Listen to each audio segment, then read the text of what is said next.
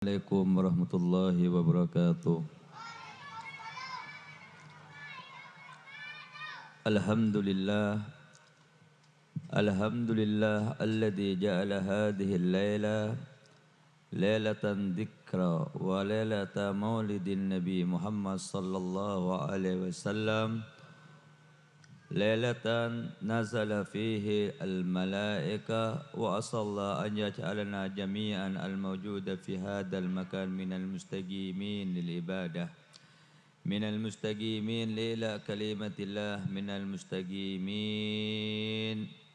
liyuhyiya syari'ati Rasulillah sallallahu alaihi wasallam wassalatu wassalamu ala sayyidina wa habibina wa tabibi qulubina Muhammadin wa imamina Muhammadin wa qiblatina Muhammadin wa imamina Muhammadin wa tabibi qulubina Muhammadin wa ala alihi wa sahbihi wa sallim amma ba'd.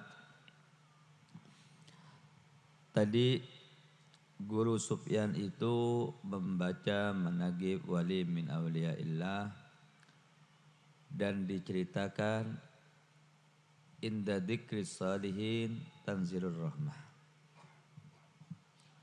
Ketika kita menyebut nama orang soleh, di situ curahan rahmat Allah Ta'ala tuangkan di tempat itu. Tinggal kita membawa ke rumah kita masing-masing sesuai kadar kemampuan kita, keyakinan kita kepada Allah Subhanahu wa Ta'ala. Dan Anda enggak usah takut, Ana kasih sebuah cerita tentang Nabi Muhammad. Cerita inilah yang akan membuat hati Anda akan tenang nanti kalau pulang ke rumah. Lihat, ada buah cerita yang sangat menarik.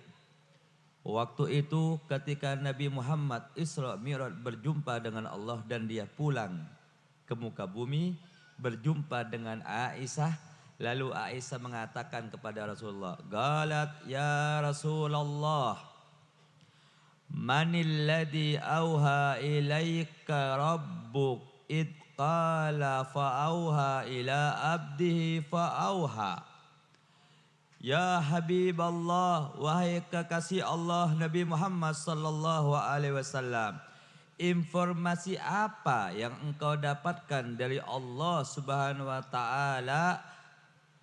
Lalu Nabi Muhammad sallallahu alaihi wasallam mengatakan, qala an-nabiy sallallahu alaihi wasallam ya Aisyah, aturidina anta lami ma la ta'lamu Jibril wala Mikail wala nabiyyun mursal wala malaikatun mugarrab. Wahai Aisyah, apakah engkau ingin tahu tentang informasi yang mana informasi ini Jibril enggak tahu, Mikail juga enggak tahu, bahkan nabi-nabi yang diutus oleh Allah sampai kepada aku juga enggak ada yang tahu. Dan malaikat yang dimuliakan pun oleh Allah juga enggak ada yang tahu. Lalu Aisyah mengatakan, ya Rasulullah, as'aluka bi Abi Bakr illa ma'alamtani. Wahai kekasihku Nabi Muhammad sallallahu alaihi wasallam, kalau begitu tolong kasih tahu informasi apa itu, sehingga semua makhluk enggak ada yang tahu, cuma engkau yang dikasih tahu oleh Allah Subhanahu wa taala. Wa qala an-nabiy sallallahu alaihi wasallam, inni kuntu lamma qaba qausain qultu ya rab annaka adabtal umam ba'dahum bil hijarah ba'dahum bil masah wa ba'dahum bil khusab fama anta fa'ilum bi ummati. Lalu Rasulullah sallallahu alaihi wasallam ketika duduk berhadapan dengan Allah antara dua tombak, lalu Rasulullah mengatakan, ya Allah, kata Nabi Muhammad sallallahu alaihi wasallam, ya Allah, engkau menyiksa umat-umat sebelumku dengan engkau lemparin batu mereka. Ada yang mereka mukanya engkau ganti monyet, engkau rubah. Ada yang mereka ditenggelamkan ke muka bumi. Lalu apa yang akan engkau lakukan wahai Allah terhadap umatku nanti? Apa jawaban Allah Subhanahu wa taala karena cintanya dengan Nabi Muhammad?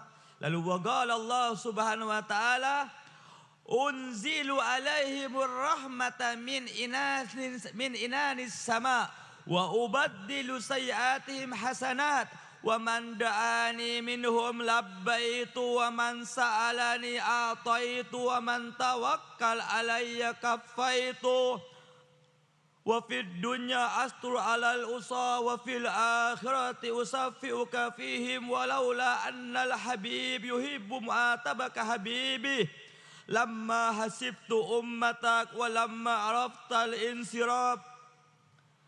Kata Allah, wahai kekasihku Nabi Muhammad, aku turunkan kepada umatmu rahmat dari langit. Aku ganti perbuatan jelek mereka dengan kebaikan, kata Allah.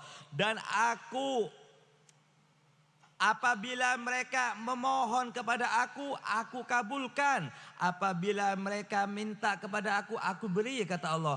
Apabila mereka bertawakal kepada aku cukupi kehidupannya. Apabila dia di dunia banyak bermaksiat, ditutup oleh Allah Subhanahu wa taala. Dan engkau wahai kekasihku Nabi Muhammad, maka engkau nanti berhak untuk ngasih syafaat kepada umatmu. Allahumma sholli ala Muhammad.